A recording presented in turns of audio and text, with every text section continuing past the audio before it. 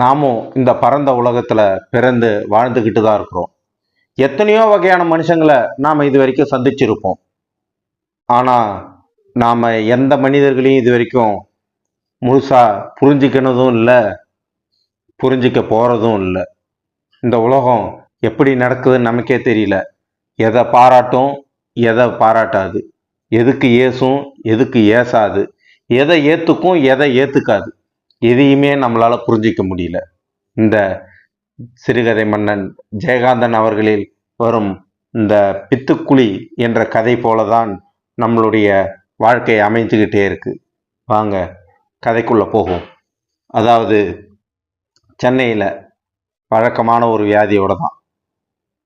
அதாவது சினிமாவில் போனால் எப்படியாவது நாம் முன்னேறிடலாம், நல்ல செல்வ செழிப்போட வந்துடலாம், நமக்கு அங்கே ஒரு வாய்ப்பு இருக்குது அப்படின்னு நினச்சிக்கிட்டு நல்லா எழுத தெரிஞ்ச, உண்மையிலுமே நல்ல ஒரு வாசகனாக இருந்து நல்ல ஒரு எழுத்தாளனாக தன்னுடைய எழுத்துக்களை திறம்பட எழுதக்கூடிய உண்மையான ஒரு எழுத்தாளன், அவனுக்குள்ள ஒரு கர்வம் இருக்கத்தானே செய்யும். ஆமாம், எந்த தொழிலையும் அந்த தொழில்காரன், அந்த தொழில் நுணுக்கத்தை தெரிஞ்சவனுக்கு என்னைக்குமே ஒரு கர்வம் இருக்கத்தானே செய்யும். அப்படித்தான் அந்த எழுத்தாளருக்கும் கர்வம் இருந்தது. அவர் மட்டுமா அந்த ரூம்ல இருந்தாரு?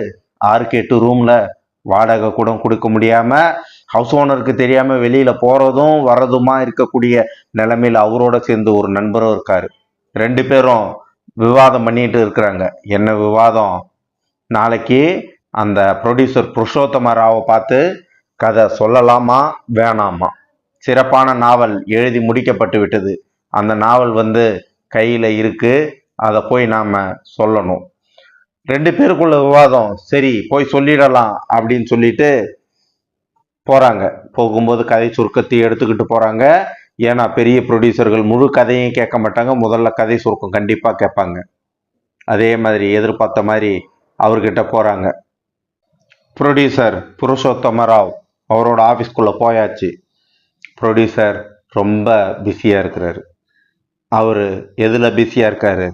555 சிகரெட் பற்ற வச்சு அந்த புகையை ஊதுறதுல பிஸியாக இருக்கிறாரு. அவருக்கு நேராக ஃபேன் ஓடிட்டுருக்கு. அந்த காலத்தில் ஃபேன் ஓடினாலே ஒரு பெரிய விஷயந்தான் ஒரு இடத்துல. அந்த இடத்துல போயிட்டு தன்னுடைய கதையை சொல்ல ஆரம்பிக்கிறாங்க. அவர் தெலுங்குக்கார். அவருக்கு சென்னை தமிழும் தெரியாது, திருநெல்வேலி தமிழும் தெரியாது, மதுரை தமிழும் தெரியாது, சங்கத்தமிழும் தெரியாது. ஒரு தெலுங்கு கலந்த ஆங்கிலம் கலந்த ஒரு தமிழ் தான் அவருக்கு தெரியும். சொல்லுங்க மிஸ்டர், ஷார்ட்டாக சொல்லுங்க, உங்களுடைய ஸ்டோரியை கொஞ்சம் ஷார்ட்டாக சொல்லுங்க, எழுதிட்டு வந்திருக்கிறீங்களா கேட்குறார். ப்ரொடியூசர், ஐயா இருக்குங்க, சொல்லுங்க கேட்டுக்கிட்டே இருக்கார். அப்போ 2 பெல் அடிக்கிறார். அவரோட உதவியாளர் உள்ள வர்றார். என்னங்க ஐயான்றாரு. 2 காப்பி. சரிப்பா 3 காப்பி எடுத்துட்டு வாப்பா அப்படின்றார். 3 காப்பி. எங்களுக்கு காஃபிலாம் வேணாங்க அப்படின்ட்டு கதையை சொல்கிறத நிறுத்துறாரு. இல்லை நீங்கள் சாப்பிட்டு தான் ஆகணும்னு சொல்கிறாரு. இவர் கொஞ்ச நேரம் நிறுத்துறார். இவர் கவனிப்பாரா அப்படின்ட்டு பார்த்தா இவர் ஒரு வண்ண படம் போட்ட நாளேடு, அந்த மேகசைனை புரட்டிட்டு இருக்கிறாரு. அதில் உள்ள அழகிகளை பார்த்து ரசிச்சுக்கிட்டே இருக்கிறாரு. இவருக்கா கதை சொல்ல இதுக்கு மேலே விருப்பம் இல்லை. ஏன்னா இவருக்கு கோபம் தலைக்கேறுது. ஏன்னா உண்மையான ஒரு கலைஞனாச்சே, உண்மையான ஒரு எழுத்தாளனாச்சே, உண்மையான திறமை உள்ளவனாச்சே கோபம் வராமல் இருக்குமா? கோபம் வரத்தான் செய்யுது. அதுக்கு மேலே ப்ரொடியூசர் தன்னோட காலை தூக்கி ஷூவோட தூக்கி டேபிள் மேலே வச்சாரு.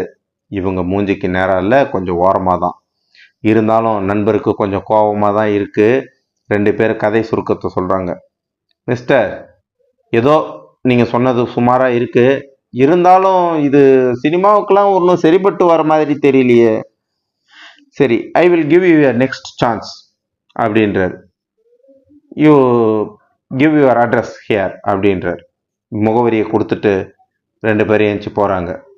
போகும்போது வீட்டுக்கு போனால் ஹவுஸ் ஓனருக்கு தெரியாமல் போனோம், ஏன்னா வாடகை பாக்கி இருக்குது. வீட்டுக்கு போய் பார்த்தா அங்கே வழக்கமாக இருக்கக்கூடிய அந்த நபர் ஒருத்தர் இருக்கிறாரு. தன்னைத்தானே எழுத்தாளர் அப்படின்னு சொல்லிக்கக்கூடிய அந்த நபர். அவருக்கு ஒரு பேர் வச்சிருக்கிறாங்க, பித்துக்குழி. அவர் பேர் ராமதாஸ். 2த்தையும் சேர்த்து சொன்னால் பித்துக்குழி ராமதாஸ். அவர் அந்த இவங்க கிட்ட நானும் எழுதியிருக்கிறேன், நாவல் எழுதியிருக்கிறேன், கதை எழுதியிருக்கிறேன்னு சொல்லுவார். இவங்களாலையும் அவரை தவிர்க்கவும் முடியல, சேர்த்துக்கவும் முடியல, விடவும் முடியல, தொடவும் முடியல. என்ன பண்றது, சரி பொறுத்துக்கோமே அப்படின்னு பொறுத்துக்கிட்டு அவர் ஒரு காமெடி பீஸா யூஸ் பண்ணிட்டு இருக்கிறாங்க. அவர் நான் எழுதிட்டேன், கதை எழுதிட்டேன், நாவல் எழுதிட்டேன்னு கொண்டு வந்துக்கிட்டே இருப்பார். எதையோ படித்து காட்டுக்கிட்டே இருப்பார். அப்புறம் அதை விட இன்னைக்கு ஒரு படித்து காமிச்சார் பாருங்க, அதுதான் சரியானது. ஐயா, இந்த வசனத்தை கவனிங்க. கைப்பிடித்த நாளிலிருந்து கண்ணீர் விட்ட வாழ்க்கைதானே கணவனிடம் களிப்பு கண்டேனோ? இல்லை இல்லை, வாழ்வில் புளிப்புதானே கண்டேன். எத்தனை விதமான புளிப்புகள்! வறுமை சுளிப்பில் வண்ணமணி குழந்தையை வாரி கொடுத்து வாழக் கிடந்த இந்த வனிதையை பார் சமூகமே, பார். சரிந்து போன சமூகமே, உளுத்து போன உலகமே, கட்டிய மனைவியை நற்றாட்டில் தள்ளும் கட்டழகனை பார், தீர்ப்பு கூறு. இப்படி படிச்சுக்கிட்டே போறாரு. உடனே சபாஷ்னு 2 பேர் கை தட்டுறாங்க. சூப்பருங்க. இந்த ப்ரொடியூசர் புருஷோத்தம ராவுக்கு இந்த மாதிரி தாங்க ஒரு வித்தியாசமான ஒரு சிறந்த கதை தேவைப்படுது. நீங்க நாளைக்கே அவரை போய் பாருங்களேன், ரொம்ப நல்லா இருக்கும். ஏன் சார் நாளைக்கே வா? ஆமா, நாளைக்கே தான். நாளைக்கே நீங்க உடனே என்ன பண்றீங்க, போய் பாக்குறீங்க. பாத்தீங்கன்னா உங்களுக்கு கண்டிப்பா சான்ஸ் கொடுப்பாருன்றாரு. இவரும் அவரோட ஒரு இதுல போயிட்டு ஆசையில போறாரு. இவங்க நினைச்சுக்கிறாங்க குட்டு பாடுறதான் குட்டு பாடுறாரு, மோதிர கையால போய் குட்டு பாடட்டுமே அப்படின்னு இவங்க நினைச்சுக்கிறாங்க. 2 பேருக்கும் நைட்டு சாப்பாடு இல்லை. ஏற்கனவே அமுதவல்லி அப்படின்ற பத்திரிகைக்கு கவிதை எழுதியிருந்தாங்க, அதுக்கு சன்மான பணம் வந்தது. அந்த பணமும் வீட்டு ஓனர் வாங்கிட்டாரு, வாடகை பாக்கியை கழிச்சுக்கிட்டாரு. இந்த அமுதவல்லின்னும் போது அவங்களுக்கு ஒரு ஞாபகம் வந்தது. இந்த பித்துக்குள்ளி ராமதாஸ் அமுதவல்லி பத்திரிகைக்கு ஒரு கவிதை எழுதியிருக்கிறார். அந்த கவிதை கூட சொந்த கவிதை இல்லையா, அது ஒரு திருட்டு கவிதையும் ஏற்கனவே வேற ஒரு இடத்துல எழுதுனது இவர் காப்பி அடிச்சு எழுதி அனுப்பியிருக்கிறார். அதையும் அந்த அமுதவல்லி ஆசிரியர் சொல்லியிருக்கிறாங்க இந்த எழுத்தாளர்கிட்ட. இவர் போறார். இவர் போயிட்டு தன்னுடைய கதையை அந்த ப்ரொடியூசருக்கு சொல்றார். கதையை சொல்லி முடிச்சுட்டு வரார் கார்ல. மறுநாள் வந்து பார்த்தா இவங்களுக்கு ஒண்ணுமே புரியல. என்னடா இது, கார்ல இறங்குறாருன்னு பார்த்தா என் கதை ஓகே ஆயிடுச்சு, எனக்கு ப்ரொடியூசர் அட்வான்ஸ் கொடுத்துட்டாரு, நான் அட்வான்ஸ் வாங்கிட்டேன், அதுல தான் கார்ல வந்தேன், ஷூட்டிங் அடுத்த மாசமேன்னு சொல்லிட்டாரு. இப்படி சொன்ன உடனே இவங்களுக்கு ஒன்றும் புரியல. என்னடா இது உலகம், நம்ம எவ்வளோ அருமையான ஒரு எழுத்து வச்சிருந்தோம், கதை வச்சிருந்தோம், இந்த ஆள் என்னத்தையே கிரிக்கின்னு போனா இவரெல்லாம் இப்போ செலக்ட் ஆயிட்டாரு, நம்ம கதை தேர்ந்தெடுக்க மாட்டாங்களே, இது என்னடா ஒரு உலகம், இந்த உலகமே ஒரு பித்துக்குழி உலகம் தான் அப்படின்னு நினைச்சுக்கிறாங்க. இவரு ராமதாஸ் சிரிக்கிறார். அவரோட பர்சில் இருக்கிற பணமும் சிரிக்குது. இவங்களால சிரிக்கவா முடியும், இல்லை அழதான் முடியுமா? எதுவும் செய்ய முடியாது. இது ஒரு பித்துக்குழி உலகம். இந்த பித்துக்குழி உலகத்துல நாம யாரு எப்படி நடந்துக்குவாங்க, எதை ஏத்துக்குவாங்க, எதை ஏத்துக்க மாட்டாங்க, நம்மளால கண்டிப்பா புரிஞ்சிக்கவே முடியாது.